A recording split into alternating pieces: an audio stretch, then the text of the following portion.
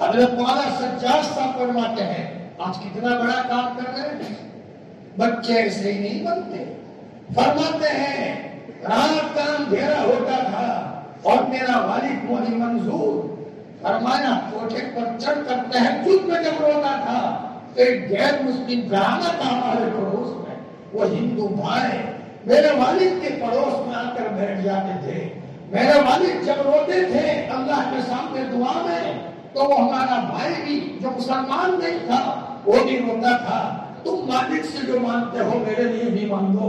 مسلمانوں کے رونے سے لوگوں کے دل بدل جایا کرتے تھے.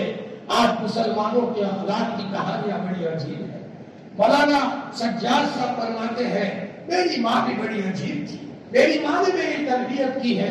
ایک مرتبہ میں گھر آیا، میں نے پوچھا کیا بنایا ہے تو میری ماں نے کہا بھنڈی بنائی ہے. تو میں نے کہا بھنڈی، منہ بگاڑا. تو میری ماں نے کہا نادان، اللہ کی نعمت کی تو ناقدری کرتا ہے، تجھے غریب کے بچے یاد نہیں رہے. میری ماں نے مجھے لے کر چارپائی سے باندھ دیا اور کہا خبردار یہاں سے کھڑا ہوا ہے تو مجھے اٹھنے نہیں دیا. ظہر کے وقت باندھ دیا، عصر تک بندھا ہوا رہا. میری ماں کے سامنے مجھے بولنے کی ہمت نہیں کی. میری ماں کے چہرے سے ایمان کا نور ٹپکتا تھا. صرف ماں نہیں تھی، میری استادن تھی اور میری تربیت کرنے والی ماں تھی. میں بول نہیں سکا، روتا رہا. عصر کا وقت ہوا، مجھے بولا جا جلدی سے نماز پڑھ گیا اور نماز پڑھ کے پھر آ جانا. پھر میں آیا، سو جائے. مجھے پھر باندھ دیا، مغرب تک باندھا. مغرب کا وقت آیا تو اتنے میں میری بھابھی صاحبہ آئی. تو بھابھی نے کہا بچے کو کیوں باندھا ہے؟ تو اگر کوئی ماں کسی بچے کو باندھے تو کوئی بھابھی وغیرہ آ جائے، بچے کو فوراً رونا آتا ہے. مولانا سجاد صاحب کہتے ہیں بھابھی کو دیکھ کر مجھے رونا آ گیا. لیکن تب سے لے کر اب تک مجھے بھنڈی کا ساگ اچھا لگتا ہے. میری ماں نے مجھے نعمت کی قدر سکھائی ہے. میرے بھائیوں، بچوں کو ایک ایک چیز سکھانی پڑتی ہے.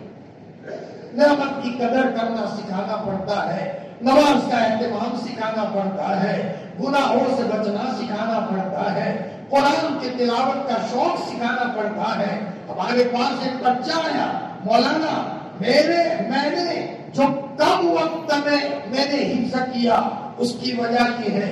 حضرت مفتی سعید صاحب فرماتے تھے کہ تمہارے دادا پوری رات قرآن پڑھا کرتے تھے. اس بچے نے کہا کہ مولانا میرے والد میرے دادا کی قبر کو 50 سال کے بعد کھودا گیا تو میرے دادا کی قبر جو کی تو تھی، صرف داڑھی کے کچھ بال نیچے گرے تھے.